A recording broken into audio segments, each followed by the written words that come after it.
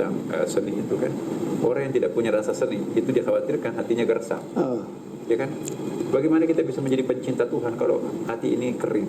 Nah, untuk membasahi batin ini nggak kering, itu perlu seni. Jadi seni itu sangat penting dalam dunia tasawuf, itu sangat akrab dengan seni, sangat akrab dengan tari. Coba lihat Jalaluddin Rumi.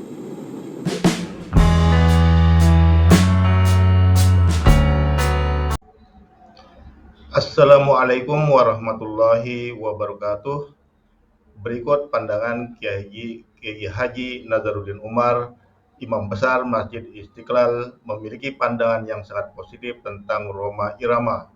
Beliau menyebut Rhoma Irama sebagai manusia langka dan sangat mengapresiasi kontribusinya dalam dunia musik dan dakwah.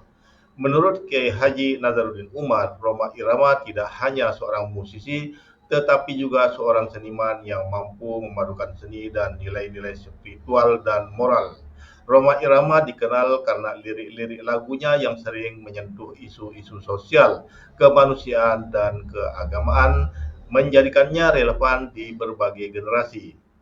Kiai Haji Nazaruddin Umar melihat Rhoma Irama sebagai contoh nyata bagaimana seni dapat menjadi alat yang kuat untuk menyebarkan kebaikan dan pencerahan. Berikut pemaparan beliau tentang Rhoma Irama. Tentang lagu dakwah Rhoma Irama tentunya, Pak Prof. Seperti yang kita tahu bahwa di Indonesia ini cukup banyak ya seniman-seniman kita yang kemudian mengelaborasi seninya menjadi bagian dari dakwah dan pemersatu bangsa. Salah satunya adalah musiknya Rhoma Irama. Apa yang bisa Pak Prof potret dari seorang Rhoma Irama yang begitu concern dari dulu sampai sekarang berada di jalur musik dakwah itu? Silakan Pak Prof. Ya, pertama saya mengenal Rhoma Irama itu ketika saya masih dirjen ya, dan sampai menjadi Wakil Menteri Agama, dan orang itu sangat kooperatif ya, dan sangat tawadu. Beda dengan apa yang saya sangka sebelumnya, bahwa dia seorang selebriti, dia seorang artis, dia seorang populis gitu ya, mungkin dia punya kelas psikologis yang lebih tinggi. Ternyata enggak, dia malah justru menampilkan diri itu sosok mirip kiai gitu ya, tawadu, humble, dan seolah-olah sekarang ini dia menganggap profesinya itu mubalik, bukan lagi seorang seniman. Itu yang saya tangkap ya. Tapi tentu saja teman-teman silakan berpendapat berbeda kan. Tapi saya melihat dan saya mengesankan Pak Rhoma Irama sekarang menjadi manusia langka. Ya, kenapa manusia langka? Karena biasanya kan itu orang mengejar popularitas. Ini meninggalkan popularitas. Biasanya kan orang itu mencari uang. Tapi ini kok justru ya dia mencari umat ya, menyegarkan umat. Saya tahu kalau Pak Rhoma itu kalau mau kaya, dia mendirikan perusahaan, dia membuat membisniskan lagu-lagunya kan, itu lebih dari cukup untuk kaya. Tapi kok bukan nggak mau ya, dia porsi kehidupannya itu sudah di-coupling. Umur sekian saya sampai ke sekian ini, mungkin juga sampai akhir hayat aku akan menjadi manusia religi. Nah itu yang sangat langka itu. Nah kita jadi iri kan, bisa nggak kita mencontoh seorang Rhoma Irama yang sudah bersedia mewakafkan seluruh totalitas hidupnya itu untuk kejayaan agamanya sendiri. Dia tertangkap. Tapi terserah. Pak Prof menyampaikan tadi bahwa sosok Rhoma Irama itu adalah seniman yang langka. Salah satu yang bisa kita potret adalah ternyata Rhoma Irama dan karya-karyanya itu dalam kajian ilmiah, Pak Prof. Pengakuan Rhoma Irama itu sudah ratusan yang dalam bentuk skripsi, tesis, bahkan ada yang disertasi yang meneliti tentang Rhoma Irama itu. Pak Prof melihat dalam konteks kajian ilmiah itu memang syair-syairnya itu layak Pak Prof dikasih. Ya, saya kalau karya seni itu tidak bisa diukur secara logika ya, kan? Karena itu kan karya perasaan.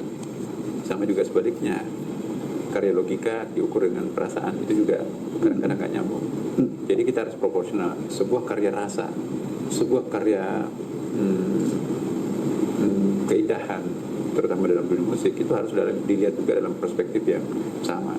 Tetapi inilah keunikannya syair-syair Rhoma. Mungkin karena niatnya membuat lagu itu ada unsur dakwahnya, ada coupling dakwahnya sebagian, sekian persen. Nah, ini menarik karena juga akademisi juga menilik dia. Kalangan akademi juga menganggap bahwa ada coupling saya. Bukan hanya couplingnya para seniman untuk seni. Jadi kalau di tempat yang lain kan seni untuk seni. Seniman yang bisa menguji sosok seniman. Tapi kalau ini karya-karyanya itu diuji oleh seorang akademisi seperti Anda kan. Anda mengangkat sebuah disertasi. Itu kan artinya satu bukti bahwa karya-karyanya Rhoma Irama itu bisa didekati secara akademik. Itu ada ontologinya di situ. Betul. Waduh, luar biasa itu. Dalam satu paparan, Rhoma Irama sering mengatakan bahwa dalam perjuangannya dalam jalur musik dakwah ini nggak ringan Pak Prof, sangat berat, banyak tantangannya. Bahkan pernah disidang di Majelis Ulama Indonesia karena saat itu tahun-tahun 70 sekian itu pernah dituduh mengkomersilkan agama karena menggunakan ayat-ayat lagu. Pak Prof punya pandangan tersendiri nggak tentang lagu-lagu yang mereferensi dari ayat-ayat dan hadis lah kayak gitu? Kalau kita lihat di dalam hadis Nabi, memang kan kita nggak boleh menyanyikan Al-Quran. Tapi menyanyikan untuk apa? Sama juga ada hadis kan, larangan untuk menggunakan mazamir. Mazamir itu seruling.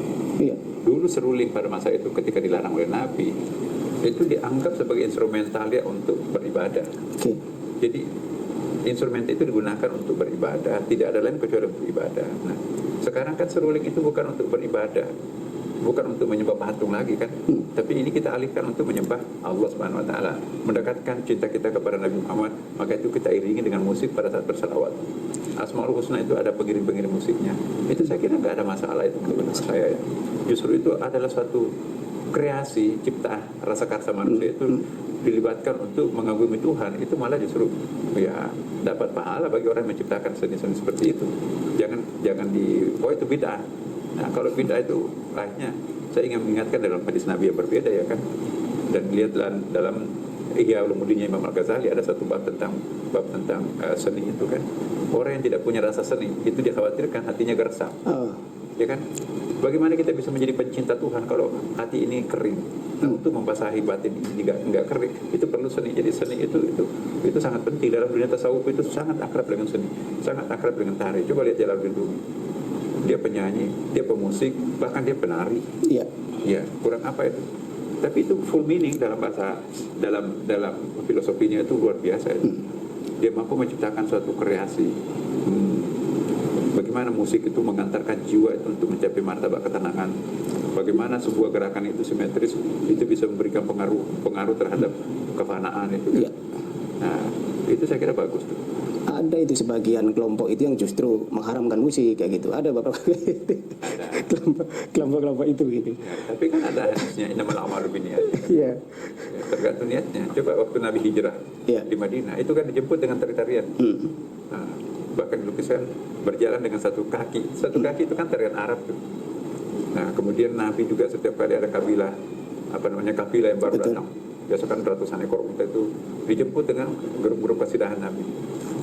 Ketika kafilah mau membawa barang ekspor ke luar negeri, itu juga diantar dengan grup-grup kasidahan Nabi. Masya Allah. Ya, coba lihat kalau Nabi mau pergi berperang, prajuritnya itu juga punya semacam drum band itu ya. Musik untuk berikan semangat kepada prajuritnya untuk berperang. Itu ada grup musiknya. Oh, gitu. Nabi juga memainkan itu kalau ada walimah, ada perkawinan di masjidnya. Bahkan Nabi secara periodik setiap hari raya Idul Fitri itu mengundang artis, mengundang untuk menghibur masyarakat. Ya, pernah ditegur oleh, ini hadis Bukhari loh. Iya. Ditegur oleh Abu Bakar. Kenapa kamu berani bernyanyi di rumahnya Rasulullah? Lalu keluar Nabi dari biliknya. Biarkan dia Abu Bakar, karena ini adalah hari raya ini. Tahun berikutnya yang protes itu Umar. Sama jawaban Nabi, gak apa-apa biarkan dia. Karena yang paling suka seni itu akan Aisyah, suka mengundang penyanyi itu ya. Nah, budak kita pada waktu itu ditegur oleh Umar. Nabi membalas, jangan biarkan, ini kan hari raya Id.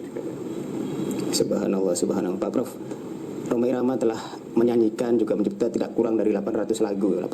Dari 800 lagu itu ada nggak Pak Prof lagu yang Pak Prof kenang gitu? Tahu dari lagu-lagu Rhoma Irama itu apa yang berkesan? Saya tahu temanya karena jangan membohongi hati nurani. Saya kan cinta dengan Rhoma Irama, buku-buku ya, lagu-lagunya. Ada saya kenal tentang judi, tentang anak muda itu loh. Darah muda. Iya, darah muda. Kemudian juga begadang. Kemudian itu kan nasihat mewakili orang tua menasihati anaknya kan. Begadang jangan begadang. Ya, kemudian juga ada cinta-cinta pun juga itu cinta yang luhur ya, bukan cinta yang erotis. Iya.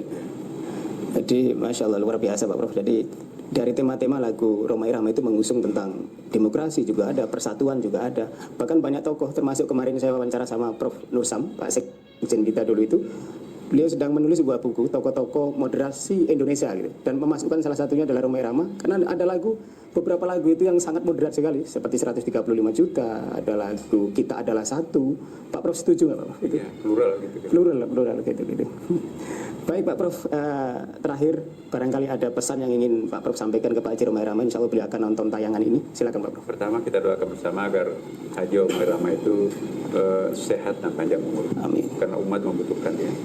Yang kedua, kepada para pencinta Romai Rama, ya mari kita menciptakan, mari kita mengorbitkan Romai Rama baru. Supaya nanti ada kontinuitasnya, pemusik yang berdakwah Ya. dan mubalik yang bermusik. Dan yang ketiga, saya kira kita juga menghimbau Romai Rama itu terus mencipta lagi lagu-lagu barunya, ya. Mengorbitkan junior-juniornya untuk menjadi dirinya, ya kan. Ya, jadi kita tidak ingin soneta itu mati. Ya. Pemiliknya, pendirinya oke, dipanggil Tuhan, tapi soneta tetap hidup. Subhanallah. Walaupun sekarang tinggal Pak Haji Romai Rama saja yang formasi pertama itu Pak. Baik, pesan luar biasa dari Prof. Dengan demikian dapat kita simpulkan bahwa perjalanan Rhoma Irama dari seorang musisi menjadi pendakwah adalah contoh inspirasi tentang bagaimana seni dapat digunakan sebagai alat untuk menyebarkan pesan-pesan kebaikan dan spiritualitas. Berikut beberapa poin yang bisa menjadi inspirasi dari kisahnya. Yang pertama, ketekunan dan keyakinan. Rhoma Irama menghadapi banyak tantangan ketika memutuskan untuk memasukkan unsur dakwah dalam musiknya. Namun dengan ketekunan dan keyakinan ia berhasil mengatasi rintangan tersebut. Yang kedua, menggabungkan seni dan agama. Rhoma Irama menunjukkan bahwa seni dan agama tidak harus terpisah. Ia berhasil memadukan keduanya, menciptakan lagu-lagu yang tidak hanya menghibur tetapi juga mendidik dan memberikan pencerahan. Yang ketiga, keberanian untuk berinovasi. Pada masanya, memulai konser dengan salam atau memasukkan ayat-ayat suci dalam lagu adalah hal yang tabu. Rhoma Irama berani melawan norma tersebut dan menciptakan tren baru dalam dunia musik. Yang keempat, dukungan dan komunitas. Meskipun awalnya mendapat banyak kritik, Rhoma Irama akhirnya mendapatkan dukungan dari berbagai pihak, termasuk Majelis Ulama Indonesia yang melihat metode dakwahnya sebagai cara efektif untuk menyampaikan pesan agama. Yang kelima, doa dan keikhlasan. Rhoma Irama selalu berdoa agar bakatnya digunakan untuk kebaikan. Keikhlasannya dalam berdakwah untuk melalui musik menjadi salah satu kunci keberhasilannya. Kisah Rhoma mengajarkan kita bahwa dengan niat yang tulus dan usaha yang gigih, kita bisa mengubah tantangan menjadi peluang untuk berbuat kebaikan. Demikian informasi tentang seorang Rhoma Irama.